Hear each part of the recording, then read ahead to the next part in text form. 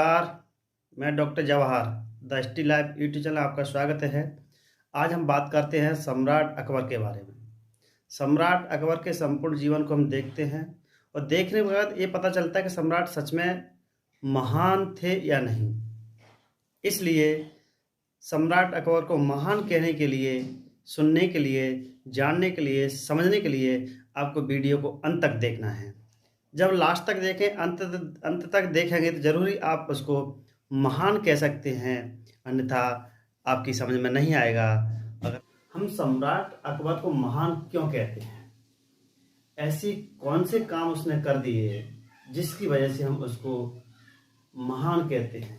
चलिए वीडियो में आगे बढ़ते हैं और आपको कमेंट करके जरूर बताना है कि महान क्यों कहते हैं, उनके कमजोरी पक्ष क्या थे और पावरफुल पक्ष क्या थे, दोनों की हम बात करेंगे आज।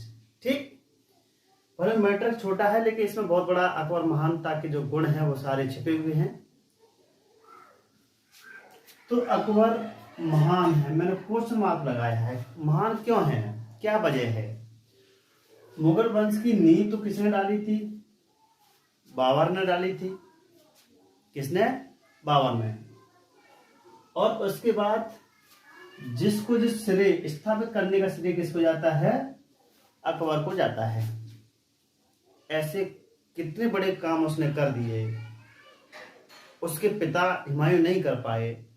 पिता को महान कहीं नहीं कहा गया, बेटे को ही महान कहा गया। कहते हैं पूत के पाव पालने में दिखाई देते हैं। वो कैसे दिखाई देते हैं? आपके अड़ोस पड़ोस में, घर में जो भी व्यक्ति, हम समझ जाते हैं बच्चा होनहार है, तो आपको अनुमान लगाना है, दिमाग लगाना है किस तरीके से हम महानता के गुण उसमें देखते हैं। हम उसको शेर कहते हैं, जानवर नहीं कहते, शेर कहते हैं अपने बच्चे को। ठीक, एकता में बांधने का काम 1000 साल बाद। पहले गुप्त वंश के जो शासक हुआ करते थे उन्होंने, उनसे पहले सम्राट अशोक ने भी दुनिया को एकता के सूत्र में बांधने का प्रयास किया। सम्राट अशोक को भी महान कहते हैं और भारत का नेपोलियन समुद्रगुप्त कहते हैं। तो गुप्त वंश के जो भी सम्राट थे उन्होंने ही भारत को एकता बांधने का प्रयास किया। उसके 1000 साल बाद, 1000 साल बाद जो प्रयास किया था वो अकबर ने किया था। ठीक, अकबर महान विजेता होने के साथ साथ क्या था? एक महान विजेता तो था, लेकिन प्रजा के हितों को ध्यान में रखने वाला भी एक अच्छा व्यक्ति माना जाता है। दीन ए इलाही धर्म की इन्होंने जो स्थापना की थी वो संपूर्ण देश के सभी जाति धर्म के लोगों को एक प्लेटफॉर्म पर, एक मंच पर लाने का उन्होंने प्रयास किया। ठीक, तो क्या है? प्रजा पालक है, प्रजा के हितों की रक्षा करने वाला है। पिता की मृत्यु के समय उसकी उम्र कितनी थी? मात्र 13 वर्ष थी। तुम्हारा हमारा बच्चा तो गिल्ली डंडा खेलता है। क्या खेलता है? गिल्ली डंडा खेलता है। तो महान कहां से बनेगा? ठीक, उसको तो ऐसा सहयोग मिला, राजा के घर में जन्म हुआ और उसका जो सेनापति था बैरम खां, उसका सहयोग मिले, एक अच्छे गुरु का सहयोग मिला। जिसको एक अच्छे गुरु का सहयोग मिलता है जरूर वो महान व्यक्ति बन जाता है। तो क्या है, उस समय उसकी गिल्ली डंडा खेलने की उम्र थी। वो उसका क्या हो गया? वो राज्याभिषेक हो गया, वो राजा बन गया, वो सुल्तान बन गया, वो सम्राट बन गया। ठीक, लेकिन उससे पहले जो भी गौरी, गजनबी, गुड़ खाले, तस्लामे, गुलाम खिलजी, तुगलक, सैयद लोदी के जो भी सम्राट सुल्तान बने, उन्होंने जो बदमाशियां की, बदमाशी बोलेंगे, ठीक, उनको सबको ध्वस्त करती हुई सम्राट अकबर ने एकता के पर्चा दिया। एकता यानी एक प्लेटफॉर्म पे लाके खड़ा कर दिया। तो 13 वर्ष की उम्र में तुम्हारा हमारा बच्चा क्या करता है? गिल्ली डंडा खेलता है। उसको गिल्ली डंडा नहीं खेलना है, उसको पढ़ने के लिए प्रेरित करना है। ठीक, एज स्टार्ट हो जाती है, टीनेजर बन जाता है। वहां से हुमायूं के विश्वास पात्र एक व्यक्ति था जिसका नाम था बैरम खां। उसकी देख रेख में 13 साल की उम्र से ही वो क्या बन गया? सम्राट बन गया। राजकाज भले ही बैरम खां देख रहे थे, लेकिन सिरमौर किसके ऊपर था? वो अकबर के ऊपर था। जलालुद्दीन मोहम्मद अकबर उनका पूरा नाम है। पानीपत की दूसरी लड़ाई 1526 में हो जाती है। क्या है? पानीपत की दूसरी लड़ाई 1526 में अकबर और हेमू के बीच में होती है। अब हेमू कौन है, ये कहां से बलाया है कि हेमू वाली? हेमू है क्या है, अफगान का एक राजा था। कहाँ का? अफगान का। उसका हिंदू सेनापति था जिसका नाम हेमू के है या हेमचंद्र के है। क्या है? हेमू या हेमचंद्र। किसका सेनापति था? जो अफगान का कोई शासक था, राजा था उसका। तो उसके बीच में क्या हुआ, अकबर और हेमू के बीच में क्या हुआ, युद्ध हुआ। पानीपत का दूसरा युद्ध हुआ और उस युद्ध में पूरी तरीके से कौन विजयी हुआ? अकबर विजयी हुआ और हेमू परास्त हो गया। हेमू की नाक कट गई। क्या करे हेमू बेचारा, और अफगानी तो अफगान में बैठा है। उसके बाद पराजित हो गया कौन? हेमू। और ये सम्राट अकबर कौन हो गया? विजयी हो गया।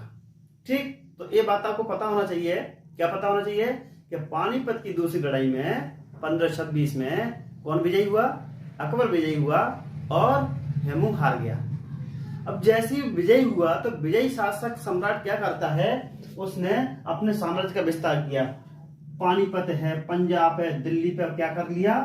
अधिकार कर लिया, उसके कब्जे में आ गई। तो फिर क्या किया उसने? अब उसके मन में जो भी है सब कुछ करने की कोशिश करेगा।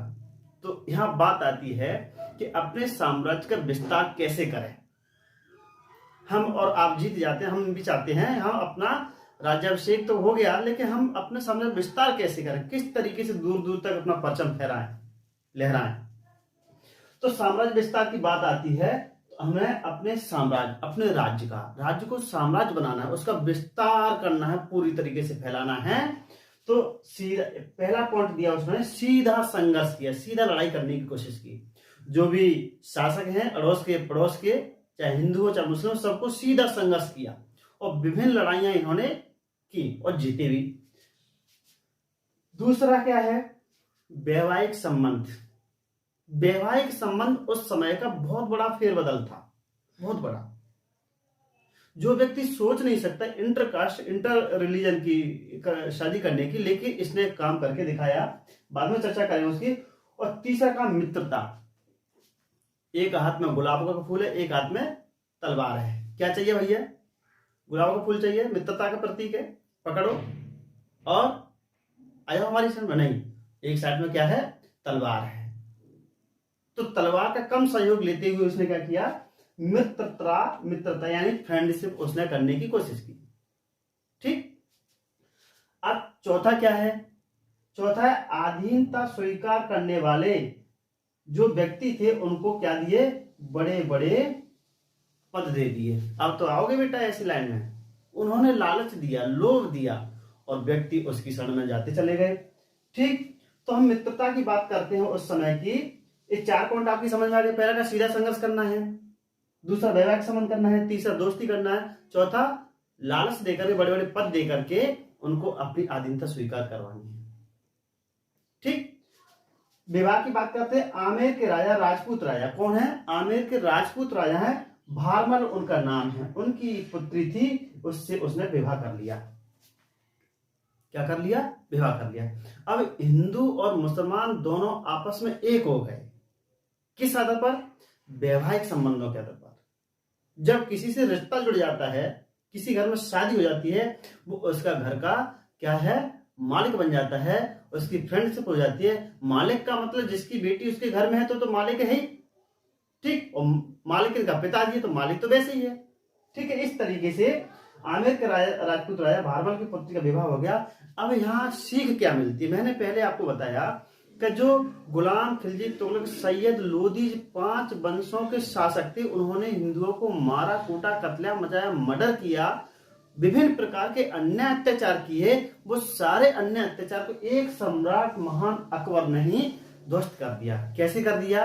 कि उसने वैवाहिक संबंध स्थापित करके, पहली बात। दूसरी बात, मित्रता करके उनके कारनामों को ध्वस्त कर दिया। इसलिए पहला भारत में हिंदुओं और मुसलमानों के बीच क्या है? सद्भावना को बढ़ाने के लिए पहली बार क्या की गई? कोशिश की गई। हिंदू मुसलमानों के बीच पहली बार सद्भावना एक दुर्भावना होती है कि सद्भावना, सद्भावना में अच्छी अच्छी भावनाओं के साथ लोगों को जोड़ने का काम किया, जिसको हम क्या कहते हैं, धार्मिक सहिष्णुता कहते हैं, जो पहले के किसी भी सुल्तान ने नहीं अपनाई। पहले के किसी भी वंश के सुल्तान ने बिल्कुल नहीं अपनाई। उन्होंने अन्य अत्याचार के अलावा कोई दूसरा काम नहीं किया। लेकिन अकबर को महान इसीलिए कहते हैं, उसने सभी धर्मों का आदर सम्मान किया, किसी धर्म का अपमान नहीं किया। इसलिए उसने धार्मिक सहिष्णुता का पहली बार उसने क्या किया, पहली बार कोशिश किया, पहली बार अपनाया। इसलिए संपूर्ण इतिहास में दो ही शासकों को हम महान कहते हैं। पहला कौन है, सम्राट अशोक है, और दूसरा कौन है, महान अकबर है। दोस्तों अब आपको इसमें छात्र हैं तो आपको कमेंट करके बताना है, और भी इसमें आप ऐड कर सकते हैं। इसलिए अगर आपको अच्छा लगता है तो वीडियो को सब्सक्राइब करें, शेयर करें, लाइक करें, और बेल आइकॉन जरूर प्रेस करें, पुश करें, जिससे आपको नया नोटिफिकेशन मिलता रहे। धन्यवाद।